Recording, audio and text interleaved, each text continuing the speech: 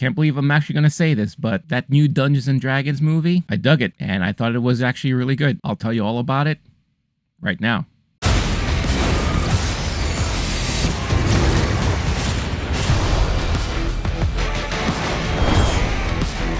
So I'm sure you could tell that I was very skeptical about this movie before it came out. And, you know, I saw the trailers and I remember thinking like, okay, it looks interesting, but how campy is it going to be? Are they going to rely too much on the comedy and the humor? Are they going to do their best to actually respect the property instead of just making a parody of it? And I kind of felt like that was the result of the previous film that came out in 2000. Yeah, remember they had a D&D movie back then? I don't remember it, and I actually saw it in the theater. Be careful. You too. But that's the thing, this property is an interesting one because obviously everyone knows it as your paper and pencil type of tabletop game, you know, using your imagination. And now, of course, it's this very successful multi-million-dollar property thanks to voice actors who decided to team up together and broadcast their D&D sessions and really brought it into the forefront. Yes, I do play Dungeons and Dragons. We actually broadcast our sessions every other week on another channel called Two Can Play That. So if you ever want to see me play Dungeons and Dragons on YouTube, why don't you check that channel out? Now for me, I know this property because of the cartoon. I was a huge fan of the cartoon. I'm still a huge fan of the cartoon. And that's what pretty much drew my attention to Dungeons and Dragons. And they've treated the property very interestingly. They've tried to license it. I remember seeing it on lunch boxes back in the day. They made action figures that were not tied to the cartoon, but tied to the actual game itself. Then of course, we don't really want to talk about that movie back in the year 2000 with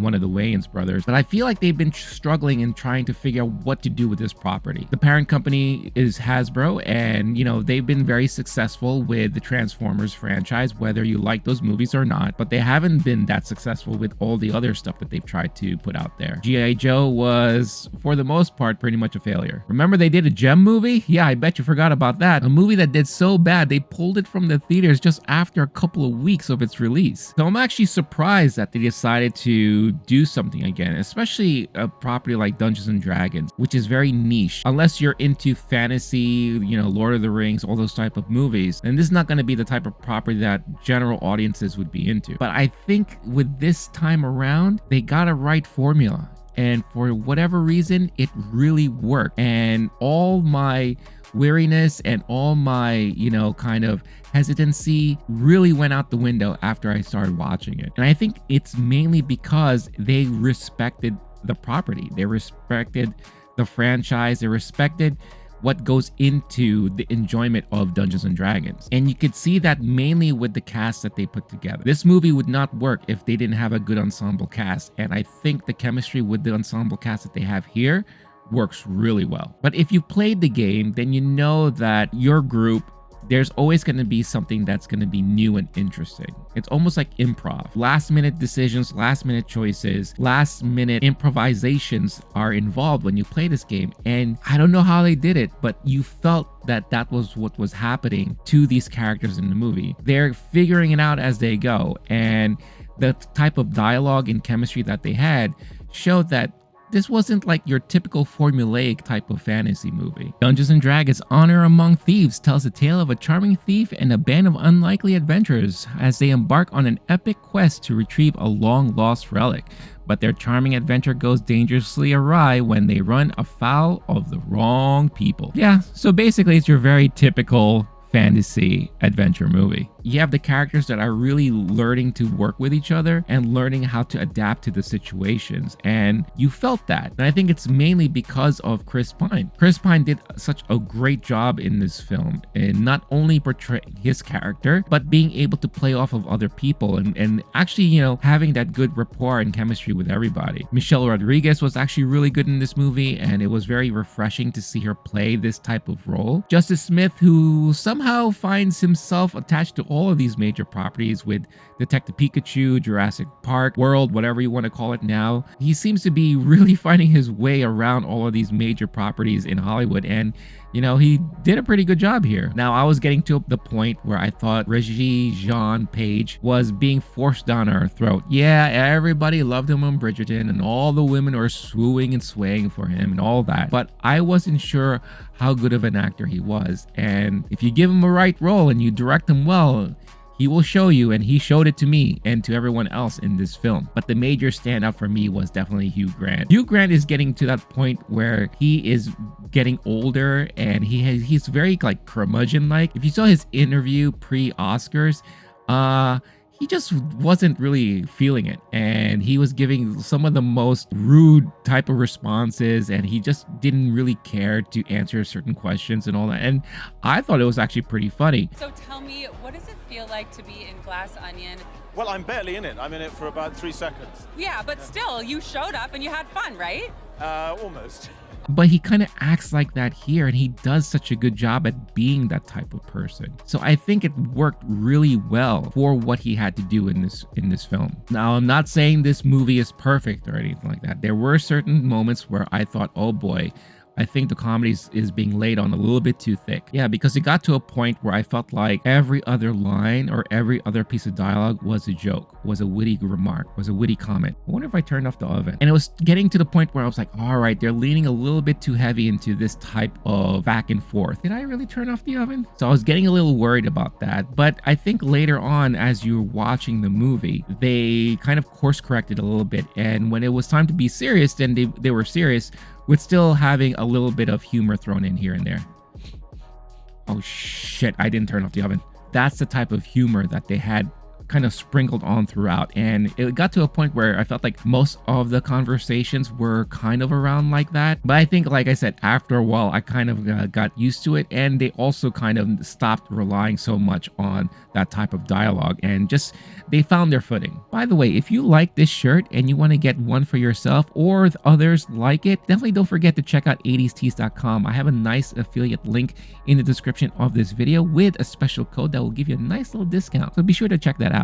And if you do get something, you'll also be supporting this channel and helping this channel grow. And if you do so, let me know about it, and let me know what you picked up for yourself or for a loved one. Now, this is not going to be a movie for everybody. I mean, like I said, you have to be really into fantasy type of films. If you're into Lord of the Rings and you're waiting for your next kind of fantasy fill, then this could very well be it. But keep in mind, this is not a serious fantasy type of film. Dungeons and Dragons, even though it could be serious, is meant to be fun, and you can tell that the cast and characters were really having a lot of fun here. If you play the game, of course you're having fun with the group of people that you play with. It's very similar to like what you see on Stranger Things when they're all playing D&D together. Yeah, they get serious and heated over it, but at the end of the day, it's all silly and fun and games and all that stuff like that. And that's what I felt like they were having and portraying in this film. Another thing I wanted to point out too was that, movies like of this caliber, they really heavily rely on a lot of CG effects and all that. And yeah, they surely did that here too. But I did notice that they actually sprinkled in a lot of practical effects too, especially when it came to some of the more unusual creatures and characters, those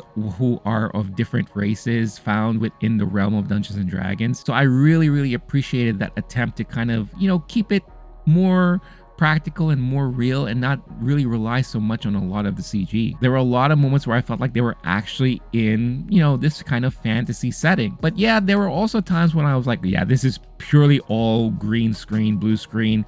This is all CG, and they're probably just talking to a bunch of green people or people in green outfits, and there's in a room full of green everywhere. Green, green, green. But it wasn't so bad to the point where it was distracting. So yeah, if you're a fan of Dungeons and Dragons, then you're definitely going to really appreciate a lot of the nods they put in this movie for all of the hardcore Dungeons and Dragons fans. Even for the casual player, I'm not really considered to be very hardcore about it, but I appreciated a lot of the stuff that they portrayed and they kind of put forth here because, I'm familiar with most of that stuff, but I think they also have enough here to please a more general audience as well. I can easily find a lot of you people having a lot of fun and enjoyment watching this film in the theater. Do you need to watch this movie in the theater? I think it helps. I think it helps to kind of be around a nice crowd and a nice audience. Everyone's going to be laughing at the same thing or oohing and awing. It's one of those things that it's worth seeing on the big screen for sure. And like I said before, you hardcore D&D fans and those of you who've been following the property for a long time, pay very close attention because you will see some very interesting Easter eggs for sure. Yeah, so at the end of the day, I think they have something really good on their hands here. I could see this potentially becoming, you know, a franchise once again. And honestly, I think I would want to see these characters again. And I'm hoping that they could do something with them in the future. So with all that being said, at the end of the day, I gave this a 4 out of 5 stars on Letterboxd. I liked it. I really enjoyed it.